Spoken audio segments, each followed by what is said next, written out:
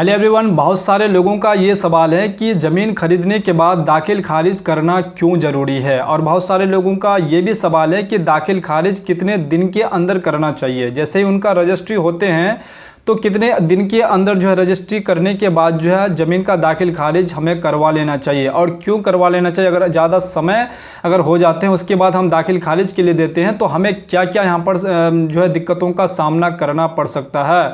तो आज के इस वीडियो में मैं आपको स्टेप बाय स्टेप बताने वाला हूँ कि अगर आप समय पर अपना दाखिल खारिज नहीं करते हैं तो आप जो है कितने बड़ी समस्या में आप पड़ सकते हैं। और अगर आप ज़मीन खरीदते समय अगर आप ज़मीन बेचने वाले से अगर आप स्टाम्प पेपर में ये चीज़ नहीं लिखवाते हैं तो आप एक बहुत बड़ी समस्या में पड़ सकते हैं।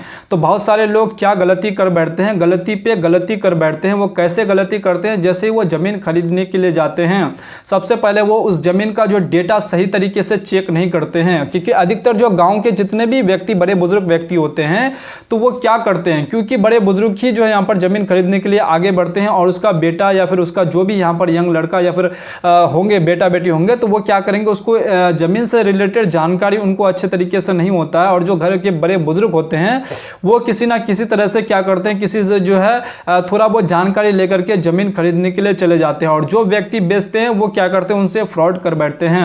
फ्रॉड किस तरीके से कर बैठते हैं कि जो ज़मीन आपको वो दिए जा रहे हैं इससे पहले वो ज़मीन किसी और को भी वो बेच चुके हैं और उस प्लॉट में उस खाता में अगर ज़मीन अगर नहीं होता है, अगर आप भी उस ज़मीन उस खाता और उस प्लॉट में अगर आपने रजिस्ट्री अगर करवा लिए हैं, अगर वो ज़मीन आपका नहीं टिक रहा है या फिर वो जो बेचने वाला व्यक्ति अगर वो अपना हिस्सा से ज़्यादा ज़मीन अगर बेच लिए हैं तो हिस्सेदार जो बाद में आपको आके क्लेम कर सकता है और आप उस ज़मीन का दाखिल खारिज भी नहीं करवा पाएंगे, उस ज़मीन पे आप दखल भी नहीं करवा पाएंगे। क्योंकि अधिकतर जो है बहुत सारे व्यक्तियों का यही यहाँ पर दिक्कत होते हैं, ज़मीन खरीद लेते हैं, बाद में जब वो दखल करने के लिए जाते हैं या फिर म्यूटेशन के लिए जाते हैं तो उसका जो है यहाँ पर म्यूटेशन भी नहीं हो पाता और दखल भी यहाँ पर नहीं करवा पाते हैं।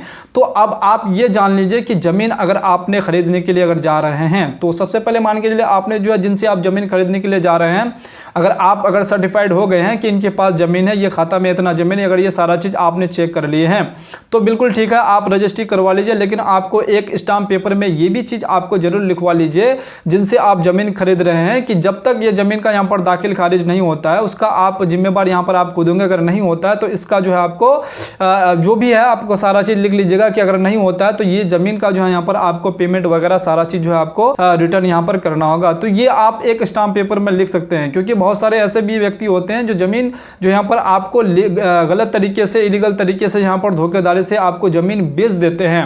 उसके बाद आप क्या करते हैं, ज़मीन नहीं खरीदते हैं, विवाद खरीद लेते हैं, उसके बाद वो ज़मीन बेचने वाला जो साइड हो जाते हैं। उसके बाद आप जब म्यूटेशन के लिए जाते हैं, उस ज़मीन पर दखल करने के लिए जाते हैं तो आपको क्या पता चलता है कि उस ज़मीन पे केस चल रहे हैं या फिर उस ज़मीन पे जो है यहाँ पर क्या किए हैं कि एक ही प्लॉट को 10 आदमी को बेच दिए हैं और वो 10 आदमी क्या करता है अभी केस लड़ रहे हैं, फिर भी आपको यहाँ पर उस ज़मीन पे बेच दिए हैं और वो उस ज़मीन का जो है यहाँ पर क्या है अभी दाखिल खारिज नहीं हो रहा है। तो इसलिए आपको जो उनसे स्टाम्प पेपर में जरूर लिखवा लेना चाहिए। अगर ये लिखवा लेते हैं तो ये निश्चिंत आप हो जाते हैं कि आपका पैसा यहाँ पर बर्बाद नहीं होने वाले हैं। तो इसलिए आपको ये काम कर लेना है। अगर मान के चलिए आपने जो है अपने ज़मीन का जो है क्या किया, उनसे आप रजिस्ट्री करवा लिए, करवाने के बाद जो है आपने स्टाम्प पेपर में भी आप लिखवा लिए तो आपको कितने दिन के बाद जो अपने ज़मीन का दाखिल खारिज आपको करवा लेना चाहिए।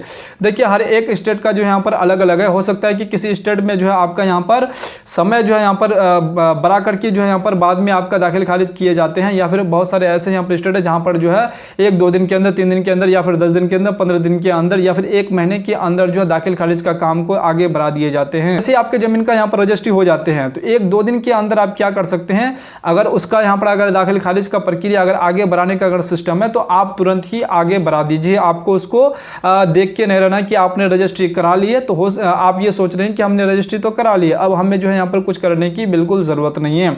यहीं पर आप बहुत सारे गलती कर बैठते हैं। आपको तुरंत उसका दाखिल खारिज करवाना है।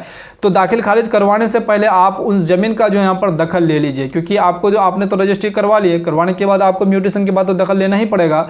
तो आप सबसे पहले जो उसका दखल ले लीजिए। दखल ले लीजिएगा तो आपका यह निश्चित होता है कि ये ज़मीन पे जो कोई भी यहाँ पर विवाद नहीं है।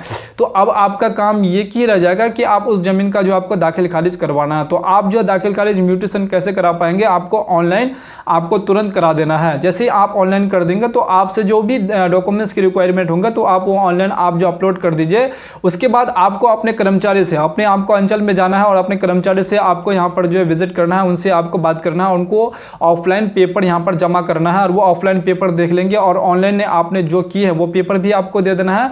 वो सारा चीज़ चेक करेंगे। अगर उसमें किसी भी प्रकार की कोई त्रुटि अगर पाए जाते हैं तो वो कर्मचारी क्या करेंगे, आपको बोलेंगे कि इसमें ये त्रुटि है, इसको सुधार करने के लिए आपको ये पेपर लगेंगे, ये देना होगा, ये देना होगा। तो इस तरीके से आपको वो मांगेंगे, तो आपको वो पेपर्स देना पड़ेगा ताकि आपका जो दाखिल खारिज की प्रक्रिया जो है जल्दी हो जाए और आपका जो यहाँ पर जमाबंदी आपके नाम से यहाँ पर काट दिया जाए। तो ये काम आपको जो है अपने ज़मीन का जैसे ही आप रजिस्ट्री करते हैं तो ये काम, ये प्रोसेस आपको करना ही होगा, हर हाल में करना होगा। अगर आप नहीं करते हैं तो आप एक बहुत बड़ी समस्या में पड़ जाते हैं। अगर आपने ज़मीन खरीद लिया, खरीदने के बाद आप पेपर रख दिए और आप उस ज़मीन का यहाँ पर क्या किया, नापी भी नहीं करवा रहे, दखल भी नहीं ले रहे हैं, तो वो क्या होगा कि आपने जमाबंदी अपने नाम से नहीं किए हैं।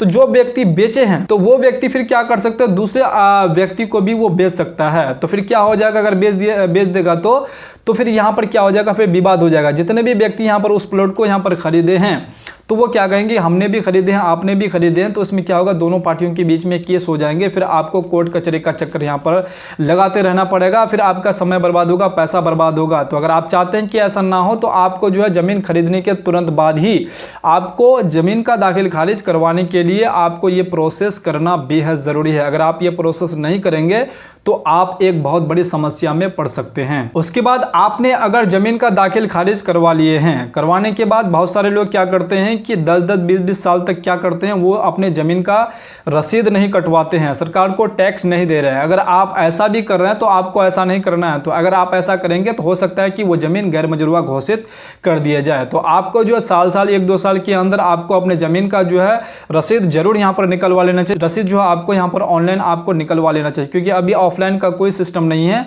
आपको ऑनलाइन जो अपने ज़मीन का रसीद जरूर निकलवा लेना चाहिए। साल के अंदर, 2 साल के अंदर, 3 साल के अंदर आप जो है यहाँ पर कटवा लेते हैं तो आपका ज़मीन बिल्कुल सेफ रहेगा। अगर आप ऐसा नहीं करते हैं तो आपका ज़मीन हो सकता है कि गैर मजरूआ घोषित कर दिया जाए, क्योंकि बहुत सारे लोग ऐसा करते हैं, ज़मीन को क्या करते हैं, दाखिल खारिज भी करवा लिए हैं और वो क्या किए हैं कि 10-10, 20 साल, 30 साल तक क्या करते हैं, ज़मीन का दाखिल खारिज करवाने के बाद उसका जमाबंदी वो नहीं दे रहे हैं सरकार को। तो सरकार को ये पता चले कि इस ज़मीन का कोई भी यहाँ पर जो है व्यक्ति नहीं, अब ये ज़मीन हमारे अंडर में यहाँ पर ले लिया जाए। तो ऐसा आप बिल्कुल ना करें, नहीं तो आपका ज़मीन भी आपसे छीने जा सकते हैं। तो इसलिए आपको जो यहाँ पर समय समय पर आपको अपने ज़मीन का रसीद आपको जरूर निकलवा लेना चाहिए। तो आप समझ गए होंगे कि दाखिल खारिज का कितना यहाँ पर महत्वपूर्ण यहाँ पर रोल होता है। अगर आपने अभी तक दाखिल खारिज अपने ज़मीन का नहीं करवाए हैं तो तुरंत आप करवा लीजिए। ये गलती बिल्कुल ना करें आप। अगर आप दाखिल खारिज नहीं करवाते हैं तो आप उस ज़मीन का मालिकाना हक जो है पूरी तरीके से प्राप्त नहीं कर पाएंगे। ये सुप्रीम कोर्ट का यहाँ पर कहना है और आपको इसके बारे में जो आपको अच्छी तरीके से मालूम होना बेहद ज़रूरी है, नहीं तो आप एक बहुत बड़ी समस्या में पड़ जाएंगे। क्योंकि आपने जो ज़मीन खरीदे हैं वो लाखों करोड़ों में आप जो ज़मीन हो सकता है कि खरीदोगे प्लॉट को, और बहुत सारे पैसे इकट्ठा आप लेकर के खरीदे हैं और उसके बाद अगर आपका उस ज़मीन पर किसी भी प्रकार की कोई अगर विवाद हो जाते हैं, केस हो जाते हैं, तो फिर आप बहुत बड़ी परेशानी में पड़ सकते हैं। आपको हो सकता है कि वो ज़मीन दोबारा मिल भी पाए या ना पाए। अगर मिलेगा भी तो आपको बहुत ही यहाँ पर कोर्ट कचहरी का चक्कर यहाँ पर लगाना पड़ेगा। तो फिर अगर आप चाहते हैं कि ऐसा ना हो तो आपको ज़मीन खरीदने के तुरंत बाद ही आपको दाखिल खारिज जरूर करवा लेना चाहिए। कोई समय सीमा आपको नहीं देखना चाहिए कि हमें जो यहाँ पर 1 साल की बात करेंगे, 2 साल की बात करेंगे। जब तक आप ज़मीन का दाखिल खारिज नहीं करवाए तब तक आपको चुपके से बैठे आपको बिल्कुल नहीं रहना है, क्योंकि बहुत सारे लोग ज़मीन खरीद लिए, पेपर को अपने संदूक में ले करके बंद कर देते हैं। ऐसा आप बिल्कुल ना करें। तो चलिए, मैं उम्मीद करता हूं कि आपको ये सारी बातें समझ में आ गए होंगे। अब आप जो अपना ज़मीन का दाखिल खारिज तुरंत जरूर करवा लेंगे। अब आप ये सारी बातें जानने के बाद फिर भी अगर आप अपने ज़मीन का दाखिल खारिज नहीं करवाते हैं तो आप जो है यहाँ पर विवाद को अपने खुद से ही जो है आप पाल रहे हैं और खुद से ही आप ये विवाद को ले रहे हैं। अगर आप विवाद अगर पालना चाहते हैं तो ये काम आप बखूबी आप कर सकते हैं। अगर आप चाहते हैं कि बिल्कुल हम फ्रेश रहें तो आपको ये काम तुरंत करना होगा। उम्मीद करता हूं कि आपको ये सारी बातें समझ में आ गए होंगे। अगर आपको इस तरह के और भी टॉपिक में अगर कोई वीडियो चाहिए तो आप जो है बेझिझक कमेंट करके बता सकते हैं कि हमें जो है इस टॉपिक पे वीडियो चाहिए, तो मैं आप लोगों के लिए जो बना करके इस चैनल पर अपलोड कर दूंगा। तो चलिए, फिर से इसी प्रकार से मिलते हैं दूसरी वीडियो में दूसरे कॉन्टेंट के साथ। तब तक के लिए आप अपना ख्याल रखिएगा। वीडियो देखने के लिए आपका बहुत बहुत धन्यवाद।